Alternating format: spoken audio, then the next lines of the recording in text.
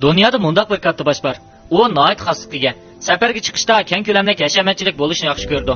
Eng hashamatlik mehmon saroylarda turdi. Dunyodagi eng asl narsalardan huzur oldi. U Jobs bilan umrlik do'st. Shundaqla Bill Gates bilan umrlik ashaddiy dushman. U boshqalar tarafidan quruq so'lat Begzoda deb nom olgan. Danliq model qizlardan tortib shirkatdagi chiroyli xodimlargacha hammasi uning qiz do'sti.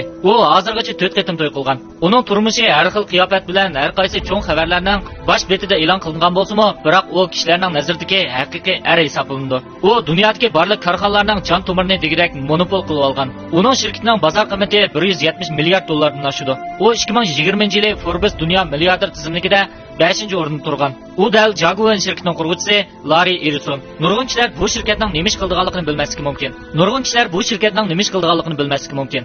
Jaguar shirkati dunyodagi eng chong korxonadorchilik yumshoq detal shirkatlarining dunyoda oldin qator turadigan uchur boshqarish yumshoq detal bilan ta'minlash savdogiri. Dunyodagi yumshoq detal sohasida Bill Gatesning Microsoft shirkatidan qolsa eng chong korxona hisoblanadi. Dunyodagi barliq sohalar Jaguar shirkatining texnikasidan foydalandi. Masalan, avtomatik pul olish mashinasida pul olish, tomoq yeyish, taksi to'sish, ko'chma chiqim qilish, poyezd bilet setib olish, ish haqi tarqitish, bosh topshirish, kasal ko'rsatganga o'xshash nurg'un sohalar Jaguar sonliq ma'lumot omborining qo'llashidan ayrilolmaydi.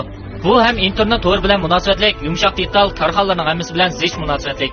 Agar ko'pchilik bunga nisbatan ancha tushuncha hosil qilolmagan bo'lsa, undaqda ko'pchilik Jaguar maxsus soha yasaydigan shirkat deb qarasa bo'ldi. Dunyodagi barliq qaltis tanarkachilar uning so'yinkini shiltalaydi. Faqat u bo'lgandala darajadan tashqari semiz kishilar mazmut qadam tashlay oladi. Uning ustiga har yili 100 million yuandan ortiq so'ngak ishlatishga topshirdi deb o'ylasa bo'ldi. Masalan, Alibaba, Amazon, neft turbisi, Tongshin, Douyin har qaysi cho'ng bankalar bu so'ngak bo'lmasa butunlay palash bo'lib qoldi. Biroq kishilarning nazarida eng yomon bo'lgani bu shirkat bo'lmasdan, balki bu shirkatning qurg'uvchisi Larry Ellison.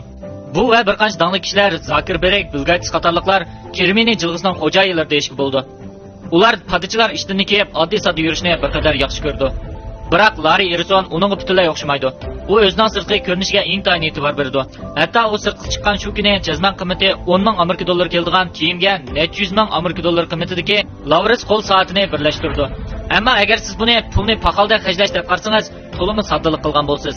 Necha million dollarlik musobaqa avtomobili Ellisonning nazarida velosipeddan qilishmaydi. Uning turmushiga 4 qatim ajrashib ketganlik to'g'risidagi fitna fasodlar Bollywoodning ayol cho'lpini, danliq model, hatto Jaguar shirkatidagi xodimlarning hammasidan qiziq parangoga aylangan. O'zi sayli kema setib olib, yelkali kema o'yinig'ini texi yetmagandek, yana 100 million Amerika dollari chiqarib, Bauma shirkati bilan birlikda Bauma Jaguar yelkali kema atirtini qurgan. Hamda dunyodagi eng yaxshi yelkali kema xodimlari va matroslarni taklif qilgan. Bill Gatesning hashamatlik turalg'isi esingizdami?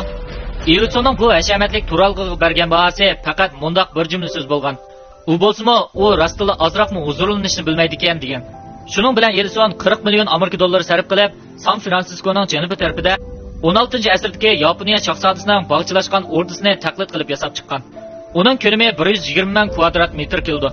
Albatta, bu o'zgacha Yaponiya ordusidan boshqa Ellisonning dunyoning har qaysi joylarida yana 20 yurish hashamatlik turalg'isi bor. Bu hashamatlik turalg'ularning o'rtacha bahosi 20 million Amerika dollari atrofida bo'lib, bu yerni ko'rgan nurg'un kishilar Ellison siz bundoq qaltis tursangiz nemish osmonga chiqib ketmaysiz deb so'ragan. Ondan Ellison amaliy kuchi bilan boshqalarning yuziga urib, mening osmonga chiqib ketmaydiganligimni qandoq bilasiz degan. Ellisonning aviatsiya shirkati va bir necha xususiy aeroplani, jumladan MG-29 tipli bir kurashchi aeroplani bor. U yana kinishkisi bor uchquchi. Lekin u buningga qanoat qilmay yana eng yangi tipdagi kurashchi aeroplan setib olmoqchi bo'lgan. Nəhayət ki, Amerika hökuməti onu setib verməydi. Biroq bu çağda İsrailiya Jaguar şirkətinin sonliq məlumat ambarını setib almoqchi bo'lgan. Lekin Amerika hökumətining aralashishi bilan Ellisonning arzusi amalga oshmagan. Biroq u bu arzusidan hargiz voz kechmadi. Keyin Saudiya Arabistonmo Ellison shirkatining sonliq ma'lumot ambarini setib olmoqchi bo'ldi. Bu chaqda Ellison koni loyihasini ishga solib, bu qatam u muvaffaqiyat qozondi. Ammo bu ish yana Amerika hukumatini cho'chitib qo'ydi. Amerika hukumati Saudiya Arabistonning ishlariga aralasha olmaydi. Hukumat faqat Ellisonning aeroplanining chegaradan kirishni cheklash buyrug'ini tushirdi. Shuning bilan Ellison faqat Saudiya Arabistonning ostida o'ynashdek arzusini ishga oshirdi. Yana doim o'g'lini birga olib yuratdi. U aeroplandan boshqa yana orol setib olishni yaxshi ko'rdi. 2012-yili Larry Ellison 500 million mablag' solib, Havaydagi Ranay orolining 98% mulk huquqini setib olgan. Bu orol dal Bill Gates to'y murosimi o'tkazgan joy. Shundoq bo'lib qolmay, u yana Yali universitetida oliy maktab o'quvchilarining o'qishdan chekinishga ilhom beradigan nutq so'zildi. Chunki u o'zimi ayni chaqda o'qishdan chekingan bir o'quvchi. Bu ish kishilarning nazarida intayin talash tortish qo'zg'agan bo'lib, Hamma odam degidek uningdan bizar bo'lgan. Lekin Steve Jobsdan iborat bu fan texnika talant egisila uning umrlik do'sti edi.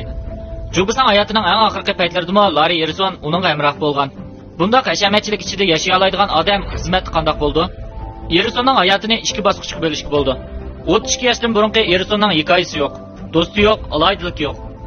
32 yoshdan keyin natija qozonolmagan u xuddi bir sehriy kuchga ega bo'lgandekla uning hayoti birdan o'zgargan. An'anaviy dunyoda bu xil suratvoz begzodlarning turmushi muqarrar holda korxonaning xaroblashishini keltirib chiqardi. Ammo kishini hayron qoldirdigani shuki, bu ortiqchiliklar Ellisonning suvda hukm qilish iqtidori va ijro qilish kuchiga ta'sir ko'rsatolmaydi. Amaliyotda Ellison raqobatlashishni intayin yaxshi ko'rdi ekan. Hatto raqobatga maftun bo'lib qolgan odam bo'lib, oxirida u turmushdan nurg'un pul xajlaydigan boyvachchiga aylangan. Ammo u har qatam shirkatga qaytib kelish bilan darajadan tashqari kuch bilan xizmatga kirishib ketdi. Uning ustiga Ellisonning yana bir aloyidligi shuki, u bo'lsa ozdirishdan iborat. Uni taniydiganlarning aytishicha, Ellisonning gapidagi bir tal tinish belgisiga intayin diqqat qilish kerak ekan. 1977-yili Ellison boshqa ishga xizmatdashini aldab, $2000 xajlab Jaguar'ni qurgan. Keyin u o'z yenidan 12 millionni boshqalarga bildirmay o'z mablag'iga aylantirib olgan. Shundoq deyish bo'ldiki, Jaguar'ning muvaffaqiyatli bo'lishi IBM'ning savalligidan bo'lgan. 1976-yili IBM'ning tadqiqotchilari namoyandalik ahamiyat ega bir parcha ilmiy maqola Or sistema sonliq ma'lumot ombiri munosabati nazariyasini e'lon qildi. Lekin IBM'ning tadqiqotchilarining ko'pincha olimlardan kelib chiqqachqa, ular bozorga emas, balki nazariyaga texmo ko'ngil bo'lishadi. Shuning bilan u bu ilmiy maqola va kollektividan foydalanib birinchi avlod Jaguar sonliq ma'lumot ombirini nihoyat tezda tadqiq qilib chiqdi. Ammo bu sonliq ma'lumot ombirining sifati faqat yaxshi emas edi. Texnik jug'lanmasi bo'lmag'achqa qayta mahsulot sotqili bo'lmaydi. Toki ikkinchi avlod Jaguar bozorga solinganga qadar ikki cho'ng xaridor bu sistemni o'ttirib chiqardi. Ular ayrim-ayrim holda Amerika Markaziy axborot idorasi va Dengiz armiya axborot idorasi bo'lib, u keyingi ishlarni nihoyat yaxshi faraz qildi. Faqat 30 yilda Ellison rahbarligidagi Jaguar barliq mustaqil sonliq ma'lumot sistemasi shirkatlari va amaliy mulozimat shirkatlarini tozalash vositasi intayin bevosita holda yomon g'arazda raqobatlashish va zo'rlik bilan setib olish bo'ldi. 2013-yili u Microsoft bilan teng o'rinda turadigan xalqaro yumshoq detal shirkati bo'lib, sonliq ma'lumot ombiri sohasida ismi jismiga loyiq kasb atamani aylandi. Jaguar shirkatining texnikasi dunyoda monopollik o'ringa tava bo'lg'achqa, bu shirkatning mahsulotining umumiy foyda nisbati 80% bo'yicha hisoblanadi. Uzluksiz davomlashadigan pul kirimiga ega bo'lgan Ellison 2020-yili Forbes baylar tizimida dunyo bo'yicha 5-puldor erga aylangan.